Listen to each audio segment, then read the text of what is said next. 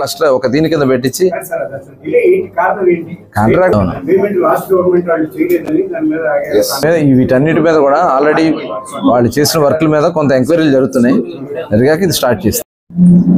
నిన్న గౌరవ ముఖ్యమంత్రి గారు చంద్రబాబు నాయుడు గారు కృష్ణా జిల్లా మచిలీపట్నానికి స్వచ్ఛతా హీ సేవ కార్యక్రమాన్ని లాంచ్ చేయడం కోసం మరి మచిలీపట్నానికి రావడం, వచ్చినటువంటి సందర్భంలో ముఖ్యంగా కృష్ణా జిల్లా కానీ అటు నియోజకవర్గానికి సంబంధించినటువంటి అన్ని కార్యక్రమాలను కూడా వారు వివరించడం, చాలా రాబోయే కాలంలో మచిలీపట్నానికి ఒక మహర్దశకి ఇది నాంది కాబోతుందనేది ఖచ్చితంగా చెప్పొచ్చు. రాజధానికి అతి దగ్గరగా ఉండే పోర్టు, రాజధానికి దగ్గరగా దీన్ని డెవలప్ చేసుకోవడానికి అన్ని అవకాశాలు ఉన్నాయి. అటు టూరిజం కానీ, ఇటు పోర్ట్ కానీ, అదేవిధంగా ఇక్కడ రాబోయే కాలంలో ఇండస్ట్రియల్ హబ్గా అభివృద్ధి చెందడానికి కానీ చాలా సోర్సెస్ ఉన్నాయి. మరి ఆనాడు బ్రిటిష్ వాళ్ళ సమయంలో ఈ ప్రాంతం విరాజిల్లిందని చెప్పి వారు చెప్పారు. మళ్ళీ అలాంటి కన్నా ఒక అద్భుతమైనటువంటి మహానగరంగా తీర్చిదిద్దుతానని చంద్రబాబు నాయుడు గారు చెప్పినందుకు వారికి ప్రత్యేకంగా ధన్యవాదాలు. అదే కాకుండా బందర్ పట్టణానికి పట్టి పీడిస్తున్నటువంటి చెత్త సమస్య నిన్న వారు స్వయంగా దగ్గరుండి చెత్త క్లీన్ చేయటమే కాకుండా అక్కడ ఉన్నటువంటి డంపింగ్ యార్డ్ దాదాపు 1,00,000 టన్నుల డంపింగ్ ఉంది. డంపింగ్ అంటే మనం చెత్త పాడేసినటువంటి చెత్త, తడి చెత్త, పొడి చెత్త, అందులో కొంత మెటల్స్, గాజులు, రకరకాలైనటువంటి వ్యర్థాలతో నిత్యం మరి ఒక భయంకరమైనటువంటి పరిస్థితులు ఉండేటటువంటి ప్రాంతం అది. అటు ఎస్ఎన్ గోలపాలెం వాళ్ళకి, టౌన్లో ఇటు వచ్చేటప్పటికి నేషనల్ కాలేజీ చుట్టుపక్కల ఉన్నటువంటి ఇళ్ళకి, అటు బైపాస్ రోడ్డు మొత్తం కూడా చాలా దారుణంగా ఉన్నటువంటి సందర్భాలని చూసాం. ఇమీడియట్గా వారు దానికి ఎస్టిమేట్ వేయించడం జరిగింది. సుమారుగా 11 కోట్లు, దగ్గర 12 కోట్ల రూపాయలు, అంటే ప్రతిరోజు 100 టన్నులు చెత్త వస్తుంది. వచ్చినటువంటి చెత్తని ఏ రోజుకి ఆ రోజు సెగ్రిగేట్ చేసి ఏ రోజుకి ఆ రోజు డిస్పోజ్ చేయాలని చెప్పి ఆదేశించడం జరిగింది. దానికి 13 ఎకరాలు మనకి కోన్ రోడ్లో ఏదైతే కృష్ణా యూనివర్సిటీ దాటిన తర్వాత 13.5 ఎకరాలు ల్యాండ్ని ఐడెంటిఫై చేయడం జరిగింది. దాన్ని డెవలప్ చేసి అక్కడ ప్లాంట్ బిగించే కార్యక్రమం జరుగుతుంది. ఆ ప్లాంట్లో ప్రతిరోజు రాబోయే పెరిగిన జనాభా కూడా మొత్తం కూడా డిస్పోజ్ చేసే విధంగా అక్కడ సుమారుగా 2.5-3 కోట్ల రూపాయలతో మిషనరీ బిగించి ప్రతిరోజు చెత్తని క్లియర్ చేయడం జరుగుతుంది. అట్లాగే ప్రజెంట్ ఉన్నటువంటి చెత్తని దాదాపు 1,00,000 టన్నులని రోజుకి వాళ్ళు 300 నుంచి 400 టన్నులు ప్రతిరోజు మేము డిస్పోజ్ చేస్తామని చెప్పడం జరిగింది. దాంట్లో వచ్చేటటువంటిది మట్టి, అట్లాగే కొంత రకరకాలుగా సెగ్రిగేట్ చేస్తారు. అవన్నీ కూడా లోతట్టు ప్రాంతాలన్నీ కూడా ఫిల్ చేసుకుని దానిపైన మంచి మట్టితో లేయర్తో ఫిల్ చేసుకోవాలని నిన్న చెప్పడం జరిగింది. దాదాపు రాష్ట్రంలో ఉన్నటువంటి 84 లక్షల మెట్రిక్ టన్నుల చెత్తని దశల వారీగా మొత్తం క్లియర్ చేయమని చెప్పి 1 year అని చెప్పి మరి నారాయణ గారు కూడా చెప్పడం కూడా జరిగింది. నిజంగా ఈ రాష్ట్రానికి పట్టినటువంటి దరిద్రం జగన్ రెడ్డి ప్రభుత్వం పోయింది కాబట్టి మళ్ళీ చెత్త కూడా పోతే మన దరిద్రం పోయినట్టే. వాళ్ళే పెట్టినటువంటి దరిద్రం ఇదంతా.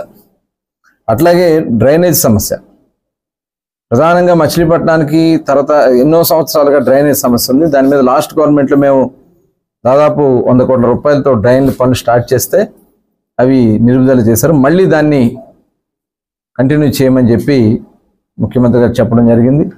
తప్పకుండా అది కూడా ముందుకు జరిగితే మరి బందరకు పట్టినటువంటి వాటర్, ఎందుకంటే లోతట్టు ప్రాంతం, అవసరమైతే లిఫ్ట్ పెట్టమని చెప్పి కూడా ముఖ్యమంత్రి గారు చెప్పడం జరిగింది. ఎత్తిపోతల పథకం కింద ఈ వాటర్ మొత్తం కూడా తోడేయడానికి కావాల్సినటువంటి సదుపాయాలు ఏర్పాటు చేయమని కూడా ముఖ్యమంత్రి గారు చెప్పడం కూడా జరిగింది. అదే కాకుండా మంచినీళ్ళ సమస్య గురించి, ఎందుకంటే గతంలో తెలుగుదేశం గవర్నమెంట్లోనే బందరపట్నంలో నీటి సమస్య మీద దృష్టి పెట్టడం, అమృత్ స్కీమ్లో పెట్టాం. అలాగే జనరల్ ఫండ్స్లో కానీ అన్నీ పెట్టుకుని లాస్ట్ గవర్నమెంట్లో పెద్ద ఎత్తున రిజర్వాయర్లు కానీ పెద్ద ఎత్తున వాటర్ ట్యాంకులు కానీ పైప్ కనెక్షన్ అన్నీ ఇచ్చాం.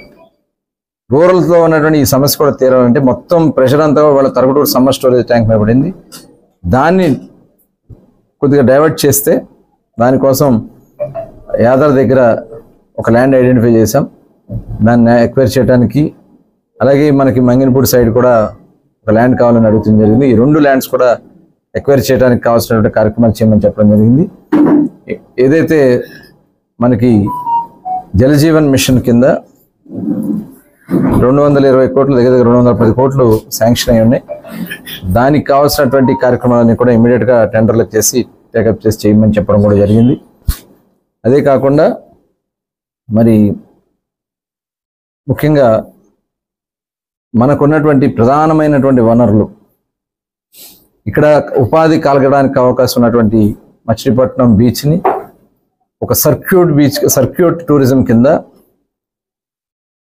ఏదైతే ఇవాళ స్వదేశీ దర్శన్ స్కీమ్ కింద కేంద్ర ప్రభుత్వం దాదాపు వాళ్ళు 150 కోట్ల వరకు కూడా ఇవ్వడానికి అవకాశం ఉన్నటువంటి ఈ స్వదేశీ దర్శన్ స్కీమ్ కింద మరి దీనికి పెట్టాలని చెప్పి మేము రిక్వెస్ట్ చేసినప్పుడు తప్పకుండా చేద్దాం అని చెప్పి ముఖ్యమంత్రి గారు చెప్పడం, నిజంగా రేపు రాబోయే కాలంలో మంగినపూడి బీచ్ కానీ, బ్యాక్ వాటర్స్ కానీ, ఎకో టూరిజం కానీ, అట్లాగే హంసల్ దీవి కానీ, అలాగే బుద్ధ విహార్ మనకి ఏదైతే ఘంటసాల దగ్గర ఉందో ఇవన్నీ కూడా ఒక సర్క్యూట్ కింద చేస్తే అటు పెద్దపట్నం వరకు మొత్తం మనం డెవలప్ చేస్తే ఒక టూరిజం ద్వారా కొన్ని దేశాలే నడుస్తున్నాయి. అంత అద్భుతంగా దీన్ని చేయడానికి అవకాశం ఉంది. అలాగే మచిలీపట్నం పోర్ట్ని వారు సర్ప్రైజ్ విజిట్ కూడా పెట్టడం జరిగింది. ఉన్న దాంట్లో లేదు, బస్సు ఎక్కి పోర్ట్ దగ్గర పోనండి అని చెప్పి అది చెప్పేటప్పుడు ఒక్కసారి అధికారులందరూ కూడా ఒకసారి ఉలిక్కిపడ్డారు. పోలీస్ అధికారులు కానీ, కలెక్టర్ గారు కానీ, రెవెన్యూ అధికారులు కానీ అందరూ ఉలిక్కిపడ్డారు.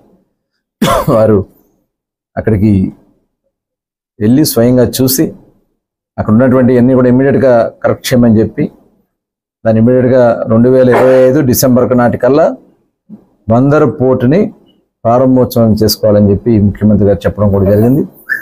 అదే కాకుండా మనకి ఇన్లాండ్ వాటర్ వేస్ కూడా డెవలప్ చేద్దాం. ఇన్లాండ్ వాటర్ వేస్ కింద ఏదైతే అమరావతి నుంచి డైరెక్ట్ పోర్టుకి రావడానికి మనకున్నటువంటి బందర్ కాలువని ఉపయోగించుకుని అవసరమైతే దాన్ని వైడెన్ చేసి డైరెక్ట్గా అమరావతి నుంచి ఏదన్నా ట్రాన్స్పోర్ట్ చేయాలంటే డైరెక్ట్ ఇక్కడ వరకు ఏదైతే మన గిలకలదిండి మీదుగా అవసరమైతే మరొక కెనాల్ని ఆల్రెడీ ఉంది, క్యాంబెల్లిపేట వరకు ఆల్రెడీ కెనాల్ ఉంది, క్యాంబెల్లిపేట నుంచి దాన్ని కనెక్షన్ చేసుకుంటే డైరెక్ట్ పోర్ట్కి కనెక్టివిటీ వస్తుంది. ఎక్స్ప్లెయిన్ చేయడం కూడా వారు అడిగారు, వారే స్వయంగా కృష్ణా నది ఎటు నుంచి వస్తే ఎట్లా వెళ్ళాలంటే వారికి ఇలా చెప్పిన వెంటనే ఇమీడియట్గా దాన్ని కూడా టేకప్ చేద్దాం అని చెప్పి వారు చెప్పడం కూడా జరిగింది. అదే కాకుండా మరి ఈరోజు కలంకారీ కానీ మరి మత్స్యకారులకు, ఎందుకంటే పోర్ట్ వస్తుంది కాబట్టి ఈ షిప్ యాక్టివిటీస్ ఇవన్నీ ఉంటే మత్స్యకారులకి లైవ్లీహుడ్ ఈ పక్కన షిప్ చేపలు అందుబాటులో ఉండవు కాబట్టి వాళ్ళ లైవ్లీహుడ్ ఎక్కడ కూడా డిస్టర్బ్ కాకూడదు. దానికి సెంట్రల్ గవర్నమెంట్ స్కీమ్ ఉంది. ఆ సెంట్రల్ గవర్నమెంట్ స్కీమ్ మీద లైవ్లీహుడ్ ఏదైతే ఇలా ఏదైనా నిర్మాణం జరిగినప్పుడు లైవ్లీహుడ్ డిస్టర్బెన్స్ అయినప్పుడు ఒక కామన్ ఫెసిలిటీ సెంటర్ కింద వాళ్ళకి ఏర్పాటు చేస్తే వాళ్ళు ఎక్కడి నుంచైనా ఉత్పత్తులు తెచ్చుకుని ఇక్కడ కోల్డ్ స్టోరేజ్ పెట్టుకోవచ్చు, ప్రాసెసింగ్ ప్లాంట్ పెట్టుకోవచ్చు, దానికి కావాల్సినటువంటి అన్ని వనరులు అక్కడ ఒకే దీంట్లో చేసుకునే దానికోసం ఆ సెంటర్ని మనం ఏర్పాటు చేయడానికి కేంద్ర ప్రభుత్వం దాదాపు 150 నుంచి 200 కోట్ల రూపాయల స్కీమ్ ఉంది.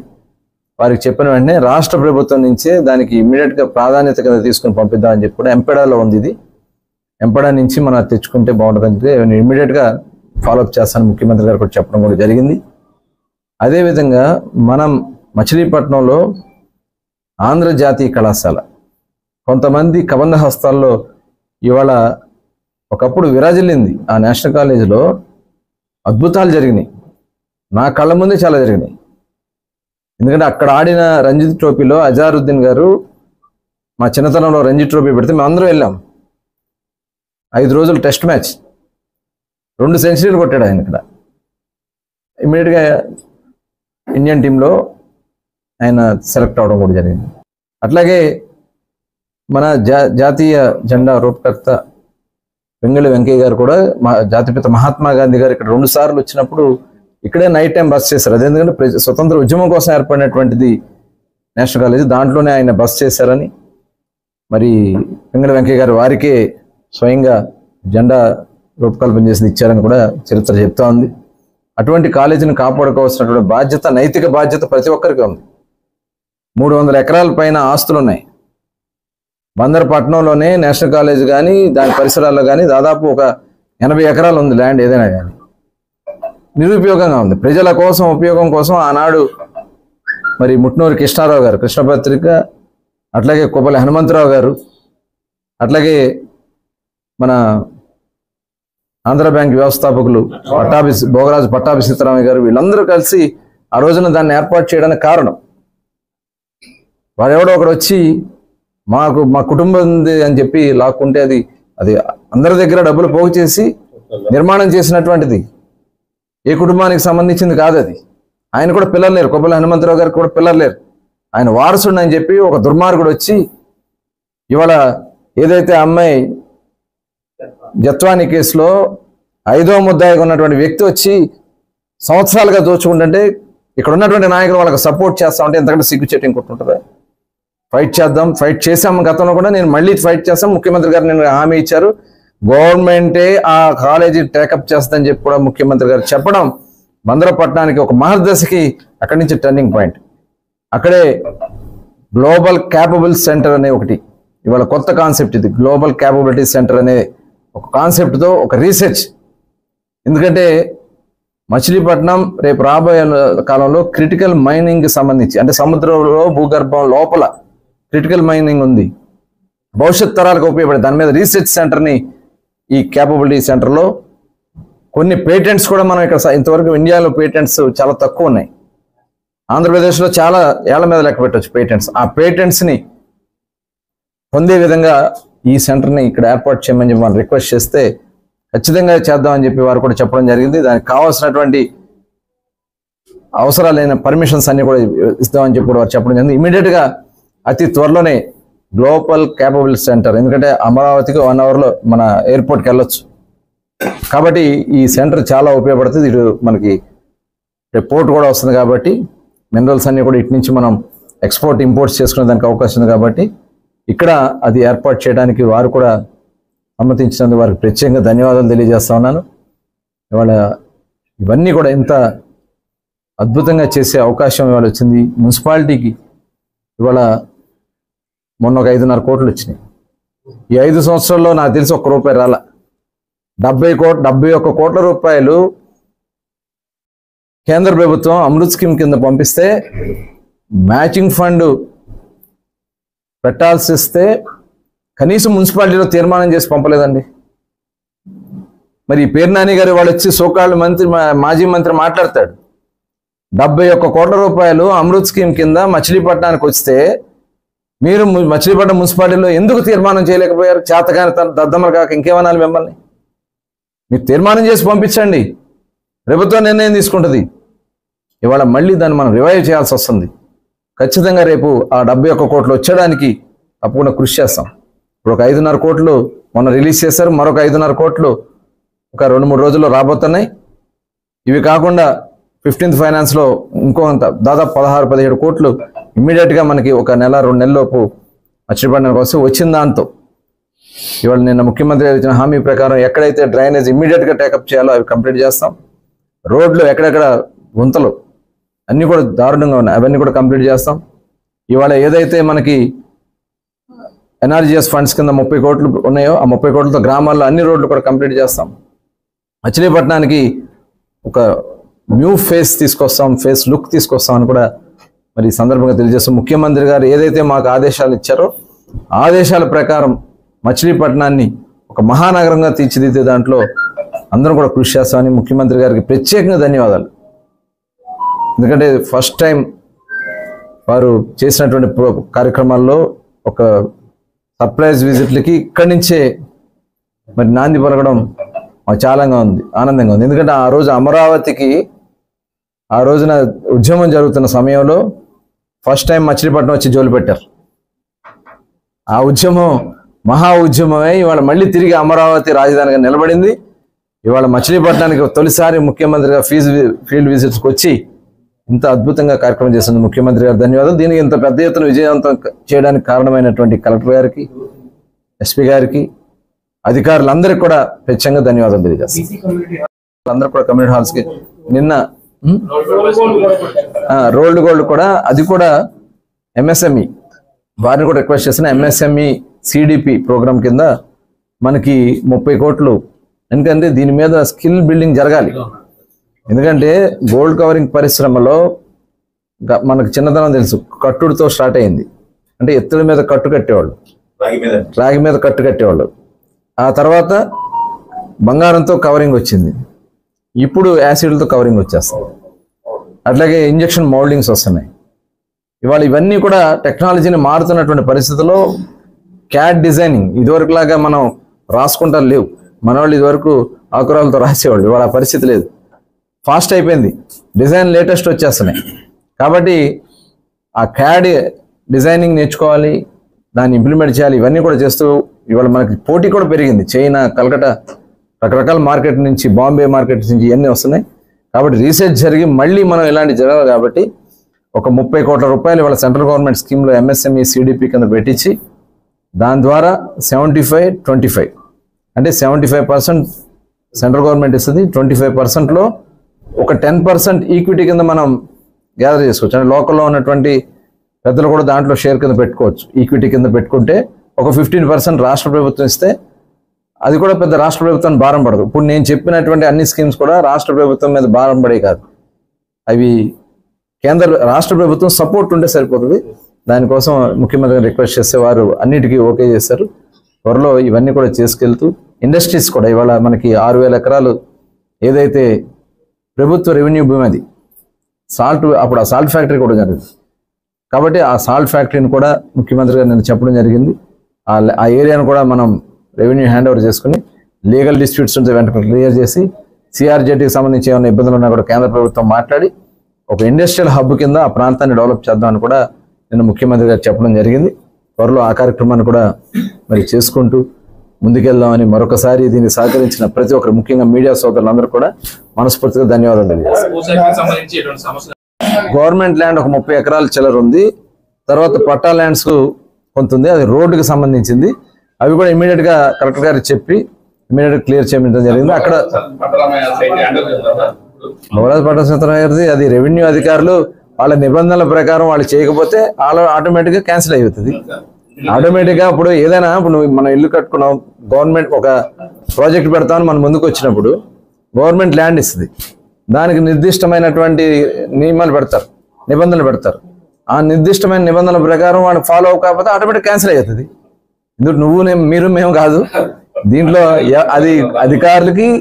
ఎందుకంటే ఒక నిర్దిష్టమైనటువంటి నిబంధనల ప్రకారం ఇచ్చినప్పుడు కాలపరిమితిలో చేశారా, పర్మిషన్స్ ఉన్నాయా లేవా, ఇవన్నీ కూడా చూస్తారు. ఒకవేళ లేకపోతే ఆటోమేటిక్ క్యాన్సిల్ చేస్తారు. ఆల్రెడీ నేను మొన్న ఢిల్లీ వెళ్ళినప్పుడు కూడా కలిసాము, టూరిజం మినిస్టర్ గారిని కలిసాను, రైల్వే మినిస్టర్ గారిని కలిసాము. అందరినీ కూడా కలిసిన సందర్భంలో దీన్ని కూడా ఖేలో ఇండియా కింద ఆ రోజున మేము 13 కోట్ల రూపాయలు పెట్టడం జరిగింది. అది కూడా ముఖ్యమంత్రి గారు దాన్ని కూడా ఫాలోఅప్ చేయమని చెప్పారు.